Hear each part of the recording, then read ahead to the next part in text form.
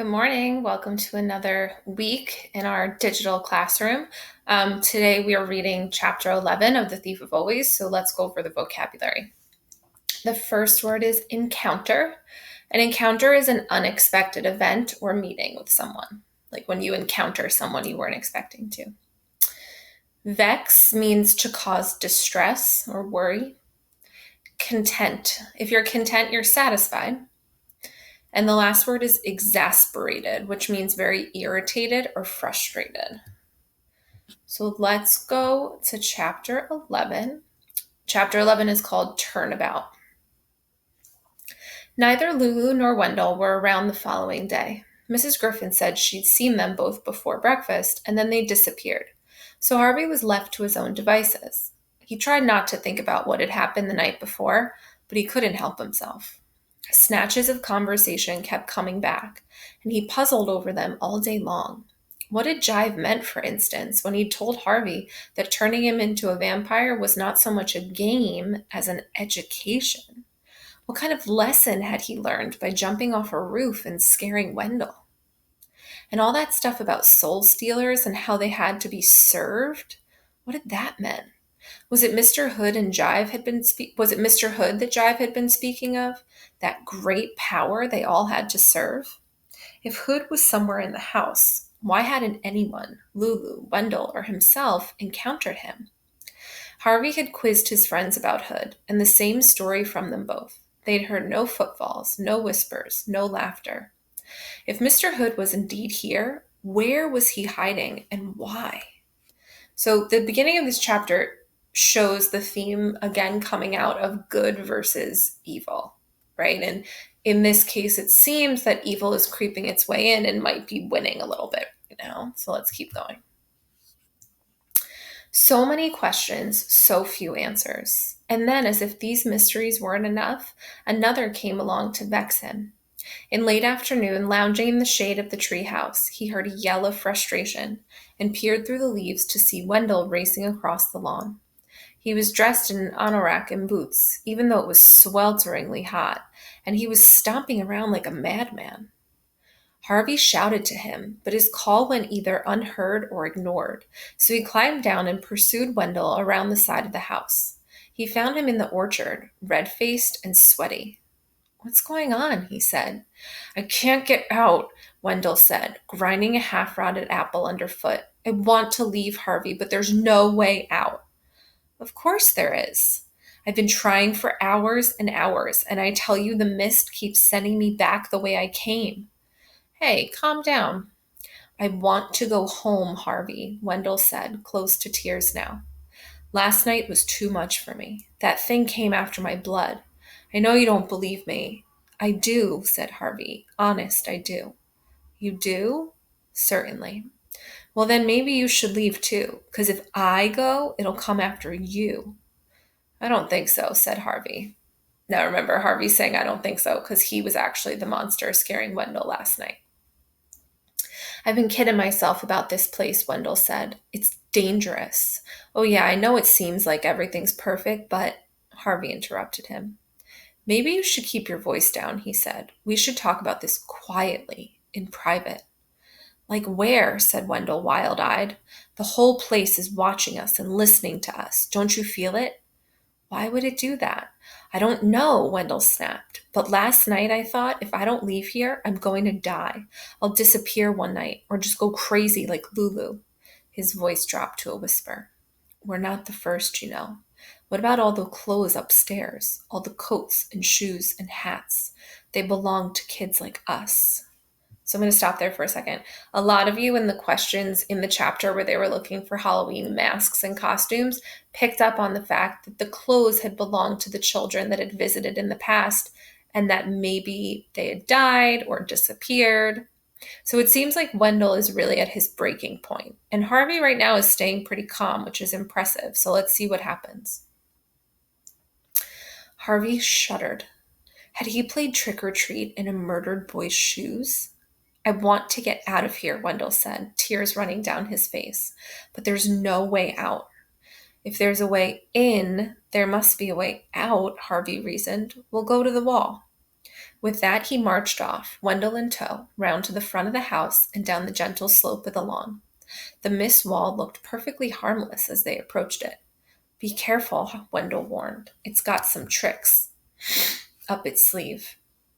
Harvey slowed his step, expecting the wall to twitch or even reach for him, but it did nothing. Bolder now, or braver, he strode into the mist, fully expecting to emerge on the other side. But by some trick or other, he was turned around without even being aware of it, and delivered out of the wall with the house in front of him. What happened? He said to himself. Puzzled, he stepped back into the mist. The same thing occurred. In he went, and out he came again, facing the opposite direction. He tried again, and again, and again, but the same trick was worked upon him every time, until Harvey was as frustrated as Wendell had been half an hour before. Now do you believe me? Wendell said. Yes. So what do we do? Well, we don't yell about it, Harvey whispered. We just get on with the day. Pretend we've given up leaving.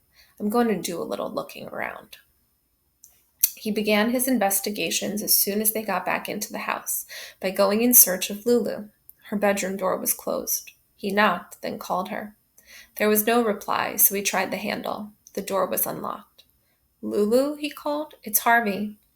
She wasn't there, but he was relieved to see that her bed had been slept in, and that she'd apparently been playing with her pets recently. The doors to the doll's house were open, and the lizards were everywhere underfoot. There was one strangeness, however. The sound of running water led him through to the bathroom, where he found the bath full, almost to brimming, and Lulu's clothes scattered in puddles on the tile. So he's looking for Lulu, and when he goes, he sees the bathtub is running. It's almost about to overflow, and her clothes are just scattered in puddles, which is very suspicious. Have you seen Lulu? He asked Mrs. Griffin when he got downstairs. Not in the last few hours, she replied, but she's been keeping to herself. Mrs. Griffin looked hard at Harvey. I wouldn't pay too much attention if I were you, child, she said. Mr. Hood doesn't like inquisitive guests. Remember, inquisitive means to ask a lot of questions. I was only wondering where she got to, Harvey said. Mrs. Griffin frowned, her tongue working against her pale cheek as though it wanted to speak but didn't dare.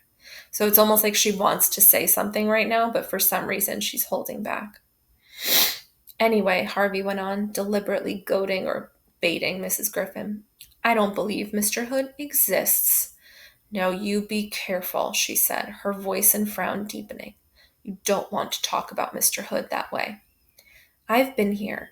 Days and days, Harvey said, realizing as he spoke that he'd lost count of his time in the house. And I haven't seen him once. Where is he? Now Mrs. Griffin came at Harvey with her hands raised, and for a moment he thought she was going to strike him. But instead she took hold of his shoulders and shook him. Please, child, she said, be content with what you know. You're here to enjoy yourself for a little time. And child, it's such a little time. It flies by. Oh, Lord, how it flies. It's just a few weeks, Harvey said. I'm not going to stay here forever.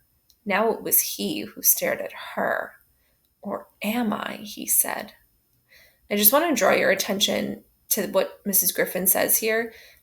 She's saying there's so little time and it flies by. It almost seems like she's warning him about something. So I want you to start thinking about what she could be warning him about as far as the time and how time is passing. Stop, she told him. You think I am here forever, don't you? He said, shaking off her grip. What is this place, Mrs. Griffin? Is it some kind of prison? She shook her head. Don't tell me lies, he said. It's stupid. We're locked up in here, aren't we? Now, though she was shaking with fear from head to foot, she dared to make a tiny nod of her head. All of us, he said.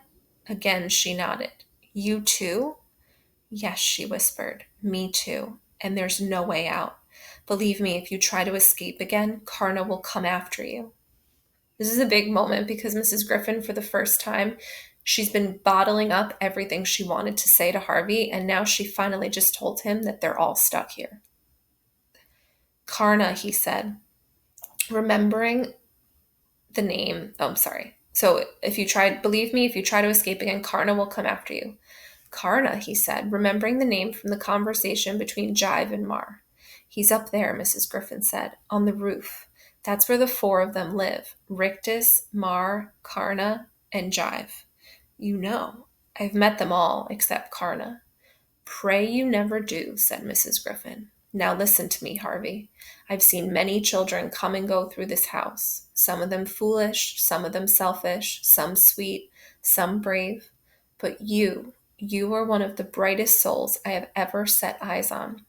I want you to take what joy you can from being here. Use the hours well, because there'll be fewer than you think. Harvey listened patiently to this. Then, when she'd finished, he said, I still want to meet Mr. Hood.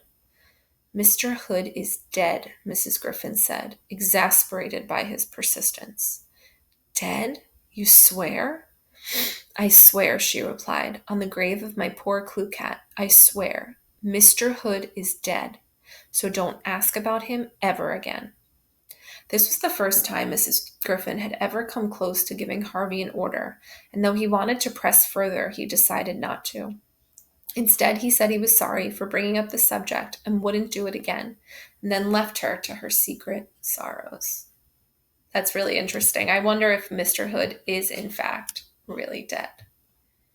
Okay, we learned a lot in this chapter. It was a really important or critical chapter, I would say. So here are your discussion questions that you're going to answer today using RAD. Question 1.